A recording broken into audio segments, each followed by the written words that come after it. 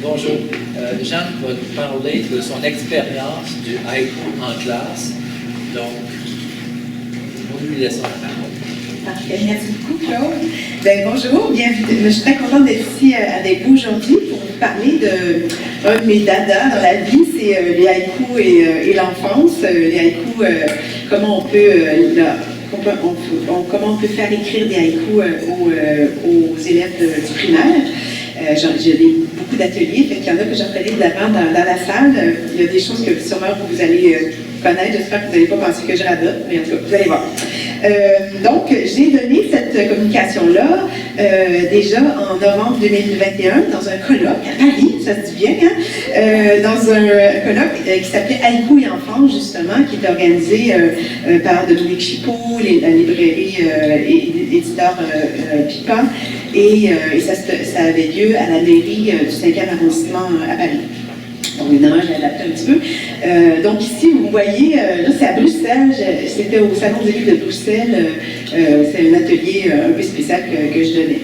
Alors, donc, il y a un PowerPoint qui soutient. Là, je vais faire un petit signe à John à chaque fois qu'on change la diapositive. Donc, je donne les ateliers d'initiation et haïku aux enfants depuis maintenant 23 ans. Et grâce à un programme conjoint au Québec des ministères de la Culture et de l'Éducation qui s'appelle La culture à l'école. Ou encore, je le fais dans le cadre de résidences d'écriture que j'obtiens dans une école primaire ou une bibliothèque. Règle générale, les élèves et leurs profs apprécient l'exercice. Après tout, quelle bonne façon de s'initier à la poésie en parallèle à l'écriture et je dirais même à la réécriture. Hein? Toujours quelque chose qui est un peu difficile à faire comprendre à des enfants. Je pense que ça tient à quelques qualités propres au haïku, mais commençons par le début. Donc, j'ai participé, je vous disais, à ce fameux colloque-là, enfance et haïku. Moi, ça m'a tout de suite parlé, parce que dans mon parcours, ces deux mots sont intimement liés. J'ai commencé moi-même à écrire des haïkus presque sans m'en rendre compte, peu après la naissance de mon enfant. J'avais acheté un petit calepin noir, je notais des instants un peu spéciaux qui arrivaient, que j'observais, des mots d'enfant, pour le simple plaisir de m'en souvenir. Peut-être que vous-même, vous l'avez fait quand vous aviez des jeunes enfants. Puis en parallèle, je me suis même intéressée de plus en plus au haïku grâce à un formidable livre qui s'appelle Haïku, celui-ci, hein, que vous connaissez sûrement, donc de David Howard et André Duhaime. Moi, j'ai vraiment eu un coup de foudre à partir de là pour le haïku. Donc, j'ai poursuivi. Je me suis lancée dans la lecture de haïku intensive, de toute provenance, de toute époque. Puis, je me suis posé la question un peu confrontante. Et moi, comment m'y prendre pour en écrire? C'est toujours un peu confrontant. Alors, j'ai jeté un coup d'œil sur mon petit calepin noir bourré de notes, puis j'avais la réponse sous mes yeux. Les anecdotes et les mots d'enfant que j'avais notés, que j'avais captés au vol durant presque 5 ans, étaient pour la plupart des débuts de haïku. C'est des petits instants que j'avais saisis au vol. Donc, je me suis donc mise à réécrire toute cette matière un peu éparse. Et ça a donné un premier recueil de haïku, mon premier recueil de haïku en 2017, qui s'appelle « Je marche à côté du joie ». Le titre, en fait, est peut-être pour ceux qui le reconnaissent, c'est un vers de Saint-Denis Garneau, un poète québécois de la modernité que j'aime particulièrement.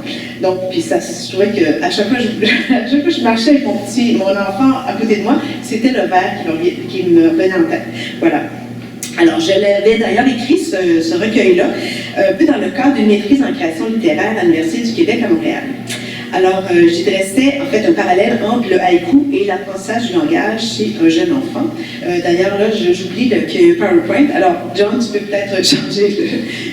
Oui, c'est ça. Alors, c'est ça. Et puis, j'en viens, je vous cite un haïku de ce recueil-là, que les gens aiment particulièrement. Alors, puisque, en fait, dans le cadre de cette maîtrise-là, puisque le contexte s'y prêtait, j'ai adopté une position assez expérimentale.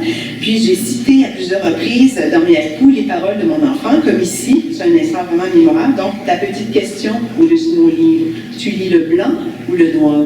Il m'a vraiment posé cette question-là, alors j'étais un peu abasourdie. Mais fait 12 ans pas, il a appris à lire depuis. Mais au début, évidemment, il y avait 2-3 ans, alors il ne pouvait pas comprendre qu'est-ce que je pouvais regarder sur la page quand je lisais. Donc, avant la publication l'application de ce recueil, j'avais suivi plusieurs ateliers d'écriture, ce qui avait été très bénéfique pour moi, puisque j'avais le goût de partager ma passion toute nouvelle. L'idée d'aller dans les classes pour initier les enfants, les élèves au haïku est allée un peu de soi. Donc j'avais en tête cette réflexion de Lautréamont que j'ai toujours aimée.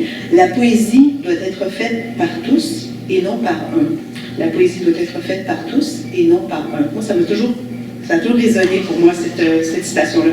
Donc, sans côté que le haïku est une pratique très populaire au Japon, on l'oublie parfois, puisque adoptée par presque le 10e des Japonais, ce qui est vraiment pas rien. Même si ce premier recueil d'haïku est destiné aux adultes et pas du tout aux enfants, il a souvent été le livre sur lequel je m'appuyais pour ces ateliers. Donc ainsi, l'enseignante devait faire lire aux élèves des extraits de mon recueil avant ma venue en classe, ça les préparait, et après tout, ce livre est une sorte de documentaire sur la petite enfance d'un petit garçon, puisque depuis sa gestation jusqu'à son entrée à la maternelle. Au cours de mes ateliers, j'ai remarqué que plusieurs enfants s'identifiaient à lui, étaient curieux de connaître son âge aujourd'hui, demandaient de ses nouvelles. Par exemple, s'il avait finalement appris à lire, justement. On peut changer le... Voilà, alors ça c'est en pleine action. Je pense que c'est des premières années. On peut continuer encore un peu. Voilà, parfait. Alors, donc j'en viens à l'essence du haïku. Évidemment, la question s'est posée, comment présenter, comment faire comprendre le haïku aux élèves du primaire, hein, qui sont vraiment très jeunes. Surtout que la plupart du temps, je ne les rencontre en classe qu'une seule fois, pour une période d'environ 1 heure, ce qui venait à me demander quelle est l'essence du haïku. Grande question. Dans la classe, après avoir lu ou relu plusieurs haïkus au début de l'atelier et avoir échangé sur quelques-uns d'entre eux, je résume ce qu'est un haïku et je développe dans certains cas. Donc, c'est un petit poème, c'est originaire du Japon, mais c'est devenu un genre universel, hein, on pourrait dire ça. C'est un instant qu'on a vécu et qu'on a le goût de raconter. C'est un instant qui a suscité une émotion, ou en fait un émoi, comme le disait Barthes, parce que cet instant était pour nous drôle, ironique, triste, étrange, etc. Un ou plusieurs de nos sens sont interpellés parce qu'on capte nos émotions grâce à nos sens. Et il est écrit au présent. Il s'écrit la plupart du temps en 3 vers. Il s'écrit en très peu de mots. En général, on ne dépasse pas le 17 syllabes. Et il ne rime pas. Alors, la plupart des enfants croient encore qu'un poème doit forcément rimer. Très difficile de faire comprendre à un enfant que c'est pas tout à fait ça, nécessairement. Je ne présente les règles traditionnelles du fameux 5-7-5, du mot saison, de la césure qu'aux 10-11 ans ou aux plus jeunes seulement si on me le demande. Ça devient un peu compliqué. Par exemple, dès que j'évoque le 5-7-5, et Geneviève qui est dans la salle de sûrement observer aussi, donc dès qu'on évoque la fameuse règle traditionnelle du 5-7-5, les élèves tiennent absolument à adopter ce rythme-là. Alors j'imagine que ce sont des bonnes balises assez rassurantes lorsqu'on débute dans le haïku, mais j'insiste quand même un peu plus sur le 17 syllabes ou moins, qui peut être quand même un bon repère pour se rendre compte à quel point un haïku doit être court.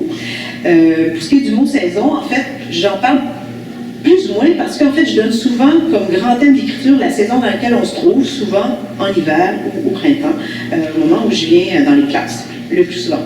Donc, bien sûr, le haïku, c'est beaucoup plus qu'un poème de l'instant, mais pour des enfants, et en plus, que je rencontre dans un laps de temps très limité, je suis certaine qu'on peut aller beaucoup plus loin. Et après tout, un enfant est un expert de l'instant présent, je dirais.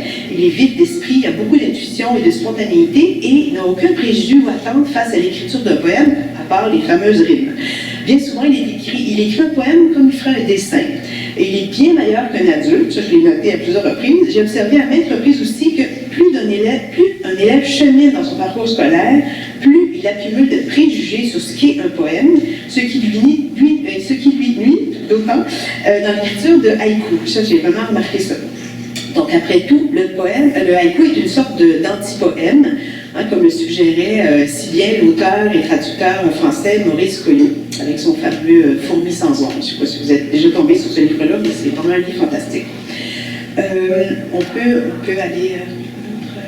Bon, alors, des échos du concours Mainichi. Alors, comme je donne beaucoup d'ateliers de haïku dans les écoles primaires, lorsque je trouve que certains haïkus sont particulièrement réussis, je les inscris au fameux concours de haïku du quotidien Mainichi Daily News dans la catégorie enfants, après avoir obtenu l'accord de la direction de l'école. Au cours des ans, plusieurs haïkus de mes petits élèves ont obtenu des 2e prix et, surprise, entre 2018 et 2020, j'ai la surprise de constater que c'est le haïku d'un de mes petits élèves qui ont raflé le premier prix. Donc, trois années de suite. J'étais pas mal contente. Alors, le premier, c'est de Floriane Valquet, de 7 ans, en 2018. À la cabane à sucre, les feuilles d'automne croustillent sous les pas. Le deuxième, en 2019, on visite une grande horloge. Pour toi, le temps passe si vite. Pour moi, c'est différent. Une fillette de 9 ans, Amélia Hernandez. Et là, on peut aller à l'autre. Et là, le troisième, c'est en 2020, donc le premier prix en 2020. En glissant, je tombe de la luge, mais pas ma botte. Donc, Raphaël Trégouet, 6 ans. Incroyable. Et j'ai mis aussi un deuxième prix en 2014. J'aime tellement un enfant, donc un Mexicain, un jeune d'origine mexicaine. Je trouvais que ça faisait tellement une observation d'un jeune immigrant qui arrive ici. Je n'ai plus de coque pour me réveiller, la déneigeuse fait le travail. Hein, c'est des choses, j'aime tellement ce haïku-là. Alors, on peut aller au prochain tableau. Ici, donc ici, on voit la jeune qui a gagné, Emilia Hernandez, 9 ans, entourée de sa famille. Ça se passe, c'est dans la tour de l'horloge à Montréal, parce que j'avoue qu'on dirait que j'ai oublié comment ça se fait que la tour de l'horloge. Ah oui, c'est ça, il y avait eu dans le journal local de Pointe-aux-Trembles, où l'école de la jeune Amélia avait publié son haïku, et puis les responsables du Vieux-Port de Montréal avaient eu vent de ça, et ils ont affiché tout un été son haïku dans la tour de l'horloge, et puis toute la famille a eu plein de coupons gratuits pour faire toutes les activités cet été-là. Tu sais, c'est une famille pas riche, là, d'immigrants, tout ça. Donc ici, ah oui, c'est ça, là, c'est les différentes fois que je vais dans les écoles, je prends des photos inspirantes, mais sans voir les jeunes. Alors, donc, non, parce que je tiens à respecter leur vie privée. Donc, tous ces honneurs, c'est évidemment assez flatteur pour l'animatrice d'atelier de haïku que je suis, mais j'interprète surtout ces deuxièmes et premiers prix comme une bonne étape dans le dos. Je me dis que j'ai sans doute adopté la bonne approche, puisque des jurys d'experts japonais ont choisi ces haïkus écrits à partir de règles plutôt minimales transmises aux élèves. Alors, pourquoi le haïku? Qu'est-ce que le haïku apporte aux élèves? Au fil des ans, j'ai pu donner des ateliers à des classes très variées, régulières, enrichies en difficultés d'apprentissage, en rattrapage, en milieu défavorisé, en français langue seconde. Vraiment, nommez-les, je suis allée partout, je pense. Le haïku est d'abord un précieux exercice d'écriture. Certains profs préconisent l'acquisition de solides bases en français avant de plonger dans le moindre exercice d'écriture. Il me semble plus bénéfique et aussi dynamique de le faire en parallèle. Donc, voici comment je procède en atelier. Après un remue-ménage sur le thème choisi, je tends une perche aux élèves pour trouver un instant qui pourrait devenir un haïku. À partir d'une des idées qui émergent, on en écrit ensemble une première version au tableau, puis on tente de l'améliorer, on le réécrit. C'est vraiment comme collaboratif, le premier haïku qu'on écrit, juste qu'ils comprennent bien comment on fait de la réécriture. Hein? Ça vient assez vite dans le haïku, la réécriture. Dans un deuxième temps, les élèves essaient d'écrire des haïkus de façon individuelle, et je me promène d'un élève à l'autre dès que l'un ou l'autre a besoin d'aide, notamment s'il n'y a vraiment pas d'idée. Ils en ont toujours, ils finissent toujours par en avoir, mais au début, ça peut être un petit peu épeurant. La réécriture est un très bon exercice, souvent difficile à faire comprendre par les élèves. Comme me le dit, comment on dit ça, réécriture en anglais? Rewriting, ok, c'est la même chose. La réécriture est un très bon exercice, souvent difficile à faire comprendre à des élèves, comme le disent souvent les enseignantes. Après tout, l'écriture est un travail qui demande, après l'intuition de départ, du temps et de l'énergie. Une fois la première version écrite, je pose des questions. Par exemple, y a-t-il des mots inutiles qu'on pourrait couper?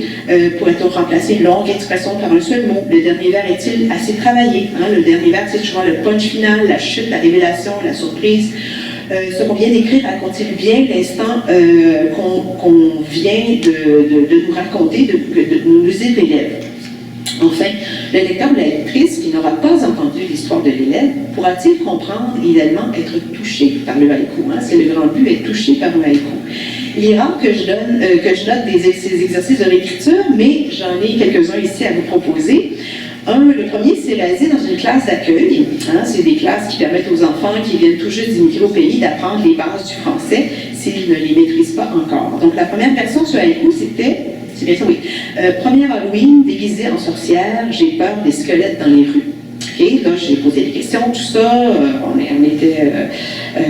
On était plusieurs sur le cas. Et c'est devenu, donc, en posant quelques questions à l'élève, qui en avait eu l'idée, premier Halloween, déguisé en sorcière, je suis si loin de l'Arabie Saoudite. Hein, c'était vraiment son pays d'origine.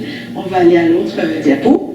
Donc, un autre exemple, dans une classe au Yukon, Sandra, où es-tu? Alors ça, je l'ai fait l'année passée de façon virtuelle. Malheureusement, j'aurais bien aimé aller là. Alors c'est l'école où vont les deux filles de Sandra. Je pense que c'est probablement la seule école francophone peut-être du Yukon. Alors ici, c'était à la fête des mères, la rivière déborde, on est bloqué, non.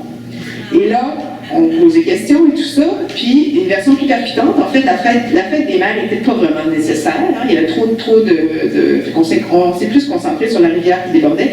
La neige fond et forme une grosse rivière, l'eau envahit la planète. Alors là, on ouvrait vers toute la crise climatique. Je trouvais que c'était beaucoup plus fort. Mais la fête des mères a pris le bord.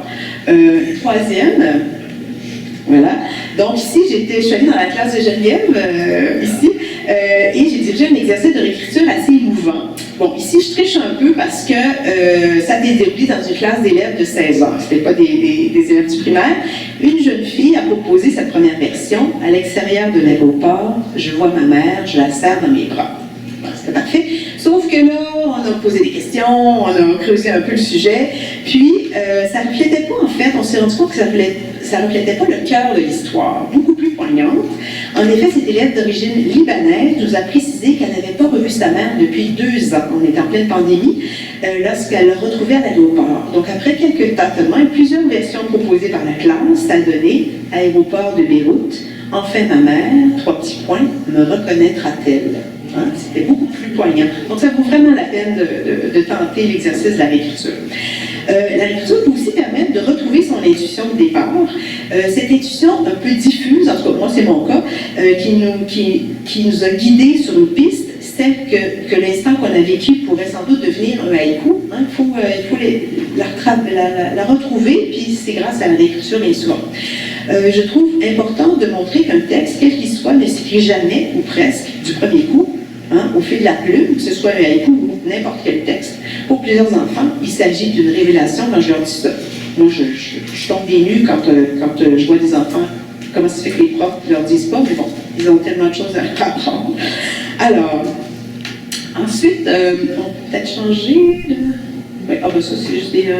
c'est ça, là, c'est d'autres projets que j'ai fait en classe. Dans ce cas-là, c'est des haïkus collectifs. Puis ça, c'était compliqué, parce que j'ai aussi fait un abécédaire de Montréal. Il y avait des haïkus, des fois, il n'y en avait pas. Puis, dans ce cas-ci, le projet, c'était d'aller dans chaque classe. Ils avaient 2 ou 3 mots-clés de Montréal. Puis, à partir de ça, on devait faire un haïku. Puis, au final... ça donnait en fait tout un abécédaire en haïku finalement sur Montréal. Voilà, c'était assez élaboré, puis il y a eu un côté plus plastique aussi qui a été incorporé à tout ça.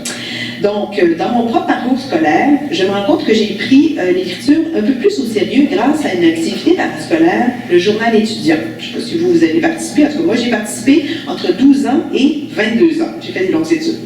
Les équipes de rédaction me relisaient et passaient des commentaires constructifs sur mes textes. Je devais les remanier, les réécrire pour les rendre plus clairs. J'avais donc à produire de vrais textes journalistiques destinés à de vrais lecteurs et lectrices plutôt qu'à mon seul prof. Mes textes sortaient de la classe. Donc, c'est en me souvenant de cette merveilleuse expérience dans les journaux étudiants que j'ai cherché à faire sortir le haïku de la classe d'une certaine façon à la rencontre d'un vrai lectorat. Avec la complicité des enseignants des écoles visitées, j'ai pu organiser une exposition de haïkus dans les corridors de l'école, oui, ici, ou encore des haïkus produits qui ont pu être diffusés dans les cartes de Noël, de Saint-Valentin ou de Fête des Mères. Je pense qu'on peut aller à l'autre. Ah, aussi, c'est un spectacle aussi où il y a des haïkus qui ont été diffusés notamment. Et le suivant, ici, c'était des haïkus qui ont été produits dans nos résidences d'écriture. Et il y avait un élève par classe qui venait lire dans un café, le café du coin. Ça a fait toute une belle soirée entre 5h et 7h à peu près. Puis c'était vraiment chouette. Donc, ça, c'est dans un de ces quartiers-villes où j'avais fait une résidence d'écriture. Où j'en étais. Donc, autant d'exemples qui rendent le haïku fort utile, l'écriture fort utile. Pour certains enfants de classe moins privilégiés, il leur faut souvent des preuves bien concrètes que l'écriture est une chose importante à acquérir, que l'écriture sert à quelque chose. Voici des haïkus produits dans mes ateliers destinés à offrir en cadeau à la fête des mères. On va être au suivant. Voilà. Alors, une petite fille de 8 ans, Cristal Herrera, du soleil dans la cuisine, de la musique cubaine, je danse avec ma mère, elle est vraiment d'origine cubaine, et Hélène Rio, 8 ans, cachée dans le sous-sol, maman mange du chocolat, et j'en veux moi aussi. J'ai vu la mère un jour, elle était très drôle. Elle m'a dit oui, c'est vrai, je mange du chocolat. Alors, on peut aller peut-être à la suivante. Oui, c'est ça. Donc, il y a quelques années, j'ai eu la chance d'être approchée par un éditeur de livres jeunesse pour faire écrire des haïkus et d'autres poèmes à des jeunes d'un quartier populaire de Montréal, qui est plus à l'est d'ici, Hochelaga Maisonneuve. J'ai donné quelques ateliers dans un centre de pédiatrie sociale, le fameux centre du docteur Julien, qui prennent en charge beaucoup les familles, puis qui les font cheminer un peu plus, les familles dans le besoin. Puis, dans une des écoles primaires, c'était des enfants entre 8 et 11 ans, l'école primaire d'Hochelaga, donc Maisonneuve. Je suis allée à 5 reprises dans chacune des classes. Dans ces ateliers, les enfants devaient écrire sur leur quartier. Ce qui n'est pas évident, mais en général, ils parlent d'eux autres, ils parlent de leur famille, ils parlent de l'école, mais le quartier Hochelaga Maisonneuve est tellement un quartier spécial que forcément, les enfants ont quelque chose à dire sur leur quartier. Puis, nous avons fait une sélection de leur importante production qui a ensuite été publiée dans un grand album. Alors, vous voyez ici, c'est comme un très bel album. Si je vous le montre comme ça. Donc, à chaque fois, c'est un grand illustrateur québécois. Donc, il prenait des Roger, il prenait des photos des jeunes, et puis ensuite, il les a fait en différentes techniques. En tout cas, il les a dessinés. Donc, à chaque fois, il y avait un poème, et puis un jeune qui était dessiné. C'était vraiment un très, très beau projet. Et puis, donc il s'agissait d'une collection. En fait, il s'agissait du 3e album de la collection. Ça s'est appelé Hochelaga, mon quartier. Les élèves qui ont participé étaient particulièrement fiers, sans compter leurs parents. Donc, voici quelques haïkus, les 2 haïkus retenus que je vous présente, là, notamment dans le livre. Donc, le vent chaud soulève la fumée de l'usine, l'été pue encore, de Marimé Marchand, 8 ans. Donc, c'est ça aussi, Hochelaga, il y a encore des usines, puis donc c'était la réalité. Donc, je leur disais aussi, le haïku, c'est plus qu'une descendant positif, ça peut être négatif, ça peut être décrivez votre réalité. Puis un autre de Anaïk Talbot, 9 ans, ce soir d'hiver, je regarde les étoiles, est-ce un autre monde? C'était la fin du recueil, je trouvais qu'on ouvrait, du livre, je trouvais qu'on ouvrait vers une autre perspective. L'album a été si bien reçu qu'il a remporté le prix Alvin Bellil 2016, remis par l'Association des bibliothécaires du Québec, parmi 200 livres jeunesse publiés cette année-là au Québec, quand même. C'était écrit par des jeunes, ce n'est pas écrit par des auteurs jeunesse. Donc, s'initier à la poésie. On peut aller à l'autre. Bon, ça, c'est je leur fais faire aux jeunes, quand je vais souvent dans les classes, des cahiers, mon cahier haïku, et puis ils peuvent les décorer comme ils veulent, les brillants et autres, les aime beaucoup. Le haïku est une excellente façon de s'initier à la poésie. C'est ce que j'ai constaté au fil des ans et c'est ce que m'ont dit toutes les enseignantes. Je dis enseignantes parce qu'il y a si peu d'enseignants, alors je suis coupée de main, que j'ai récemment consulté dans l'élaboration de cette communication. Ces enseignantes sont des complices depuis plusieurs années, puisque je suis allée à plusieurs reprises, dans certains cas, soit dans leur classe ou dans leur école. Toutes m'ont confié la difficulté à enseigner la poésie en classe, excepté le haïku. Probablement parce que le haïku est court et facile d'approche, il comporte certaines règles, mais pas trop. Il peut même être compris par des enfants qui ont une capacité de concentration moindre ou qui sont moins forts en français. En général, les filles sont plus fortes que les garçons en français, mais dans le cas du haïku, ces différences s'amenuisent. J'ai même remarqué que les garçons se jettent à l'eau plus facilement lorsque vient le temps d'écrire. Ils sont plus gagnants, comme on dit, que les filles, bien souvent. Fait que je trouvais que c'était particulièrement intéressant, je trouve, pour les garçons. Voilà. Donc, on peut aller un petit peu plus loin. Ouais, donc ça, c'est d'autres enfants très jeunes qui ont parfait leur livre haïku, leur cahier haïku, qui sont un petit peu plus loin. Ah, c'est ça, j'ai dit 7 ans. S'ouvrir à la créativité. L'initiation au haïku en classe permet aussi de s'ouvrir à la créativité. C'est un peu un autre de mes dadas. Qui dit créativité dit notamment tolérance à l'ambiguïté, prise de risque, ouverture aux expériences nouvelles. Or, on ne valorise pas beaucoup la créativité à l'école, d'après mes nombreuses discussions avec des enseignants depuis plus de 20 ans. D'après nos observations, le haïku interpelle les impulsifs, les intuitifs les plus sensibles et pas nécessairement les élèves qui récoltent les meilleures notes. Il y a une justice, je trouve. Et s'il s'agissait des plus créatifs, tous ces jeunes-là. Dans les écoles primaires, dont la vocation est d'accueillir des enfants qui ont des problèmes de santé mentale, j'ai pu donner une série d'ateliers de haïku après l'avoir minutieusement préparé avec une enseignante spécialisée. C'était vraiment un défi. Mais j'étais rendue là, j'avais le goût d'essayer. À la grande surprise de cette enseignante, l'atelier s'est si bien déroulé qu'il a donné des résultats au-delà de nos attentes. Ces élèves ont pu acquérir une plus grande confiance en leur capacité à écrire et de percevoir le monde, en fait, raconter. Durant l'atelier, j'ai notamment présenté le haïku de cette poète québécoise, Céline Lefebvre-Roy, dans la cour d'école, un bonhomme de neige attend la récréation. J'ai toujours aimé ce haïku-là. Et un élève, 8 ans, Hugo, a spontanément eu cette brillante idée, dehors la neige, attend la récré pour devenir un bonhomme de neige. Merveilleux, merveilleux. Alors, je crois que la créativité, si on arrive à l'autre, ça ne finit pas? Ah oui, ok. Là, c'est j'avais fait écrire des haïkus sur la neige, et puis ça, c'était une présentation dans les corridors à la fin de l'école. La prof d'art plastique aussi leur a fait faire des dessins autour de la neige.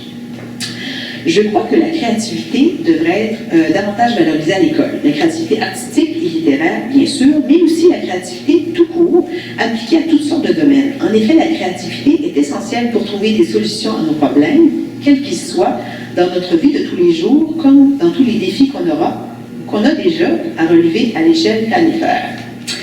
Se raconter. Comme la poésie de Baudelaire peut toucher les adolescents de 15 ans, en tout cas, ça a été mon cas d'une façon foudroyante à cet âge-là, le haïku me semble un format idéal pour les enfants. Il leur permet de se raconter, tout simplement, puisqu'il s'agit toujours d'instants qu'ils ont vécu. Ils aiment beaucoup ça, se raconter, les enfants. Et on le sait, quoique tout le monde, un petit peu finalement. Et on le sait, les enfants adorent se raconter, même si leur façon de le faire est souvent laborieuse, ou en tout cas, pas encore tout à fait au point. Voici quelques exemples de haïkus écrits dans mes ateliers par des enfants d'immigration récente. Ici, le haïku a sûrement permis aux élèves de se raconter dans leur nouvelle réalité climatique et par le fait même d'apprivoiser leur nouveau pays. Évidemment, au Québec, on vit aussi des canicules durant l'été, mais on le sait, nos hivers sont assez spectaculaires. C'est presque une sorte de rite de passage. D'ailleurs, notre parc national, Gilles Vigneault, n'a-t-il pas dû écrit « Mon pays, ce n'est pas un pays, c'est l'hiver ».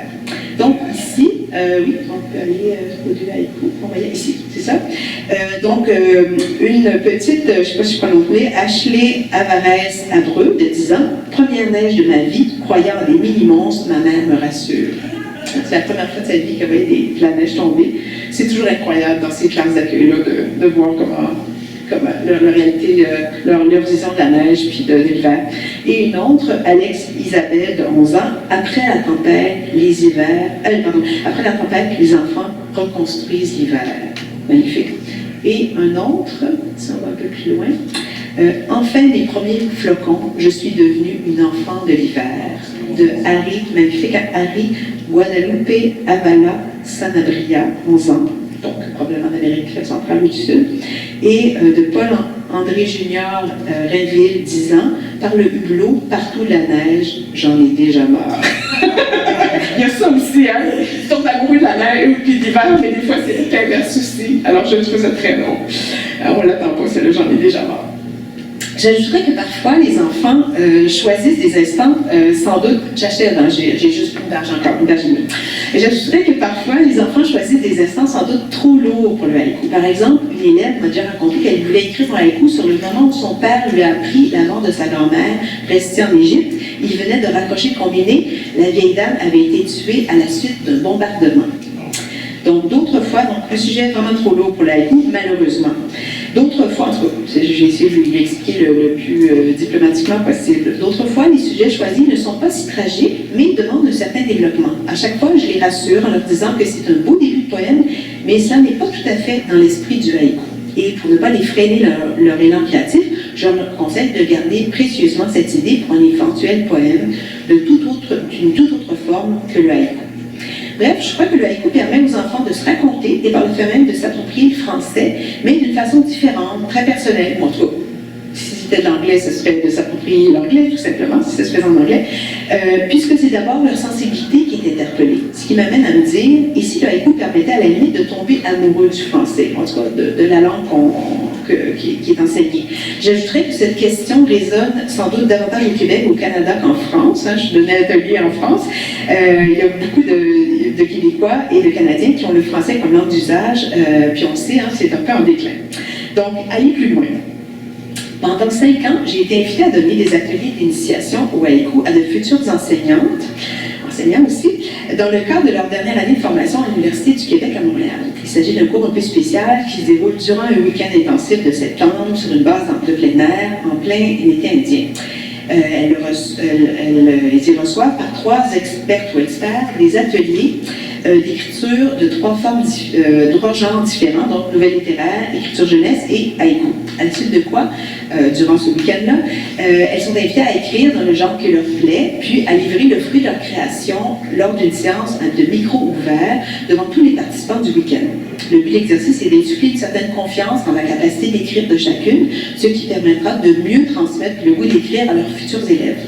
Ces enseignantes en devenir sont très contentes de découvrir le haïku et se promettent bien de transmettre la flamme à leur tour à leurs futurs élèves. Je suis très contente de ça. L'an dernier, j'ai croisé une ex-étudiante à qui j'ai donné un atelier la première année de ce cycle-là. Pour elle, c'était un des plus beaux week-ends de sa vie. Elle venait d'ouvrir une librairie consacrée. On peut aller à la prochaine diapositive. Un peu plus loin. Ici. Donc, elle venait d'ouvrir une librairie avec une collègue. Elle venait d'ouvrir une librairie consacrée à la littérature jeunesse. Ça se passe dans les Laurentides, à Sainte-Adèle. Pour l'anecdote, elle a même prénommé, tellement elle a aimé le haïku, elle a même prénommé son chien haïku. Pour vous dire. Mais c'est une très belle librairie. Je vous la recommande. Je rêve secrètement que l'apprentissage du haïku fasse officiellement partie du programme scolaire des écoles primaires du Québec. Peut-être qu'un jour, ce rêve se concrétisera. Il faudra d'ici là publier beaucoup plus de recueils de haïku destinés aux enfants qu'il y en a en circulation actuellement au Québec, où il s'agit encore d'une rareté. C'est pour cette raison que je trouve important de publier un album jeunesse qui célèbre le haïku. On peut aller à l'autre. Donc, c'était important de publier pour moi un album jeunesse qui célèbre le haïku par le biais d'une histoire notamment, mais aussi d'une mini-anthologie de haïku majoritairement québécois. Tout cela rassemblé dans un album illustré, donc Mon été haïku, publié en 2021, déjà 2 ans.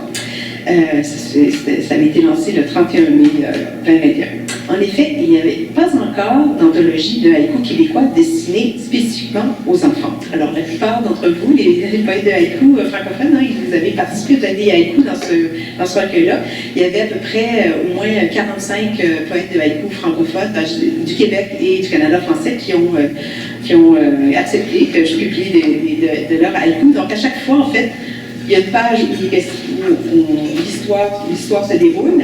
Bon, la poète, l'illustratrice, c'était pas son mandat, mais a pris un malin plaisir de caricaturer un peu, je pense bien. Donc, une poète qui essaie de finir son recueil d'haïku et tous les soirs, les petits voisins d'en bas viennent la déranger. Et puis elle se dit, bon, ben là, je vais leur faire lire des haïkus, ils vont déguerpir en vitesse. Mais finalement, non, les enfants, ils reviennent toujours tous les soirs. Elle se dit, bon, ben là, je vais leur faire écrire des haïkus, puis ils vont déguerpir. Non, ils reviennent tous les soirs. Et puis donc, à chaque fois, donc, on suit l'histoire, puis après 2 pages, j'ai rassemblé donc des haïkus de poètes québécois qui ont un lien avec l'histoire, bien sûr. Donc, j'étais vraiment très contente de la participation de tout le monde. C'était vraiment important. Donc, je termine un petit paragraphe. Haïku et adolescence. L'enfance se termine bien sûr au balbutiement de la puberté. Je me souhaite de faire une éventuelle communication. Je porterai sur le haïku et l'adolescence, pourquoi pas. J'ai aussi beaucoup d'ateliers d'initiation au haïku à cette clientèle. J'ai toujours en mémoire ce haïku qui a été écrit par un jeune de 13 ans, si turbulent et probablement si peu bon élève que son enseignante de français avait bien du mal à le reconnaître dans un exercice d'écriture portant sur le printemps. Vous pouvez aller à l'autre diapo, mais vous la connaissez peut-être. Ah, ça, c'est d'autres projets. Ah oui, c'est ça, celui-ci. Printemps, les plus belles fleurs portent des mini-jupes. Donc, de Jean-Denis Montpérouse, secondaire 2. N'avait-il pas saisi l'essence du haïku? Je pense que oui. Voilà. Voici ma présentation. Merci beaucoup.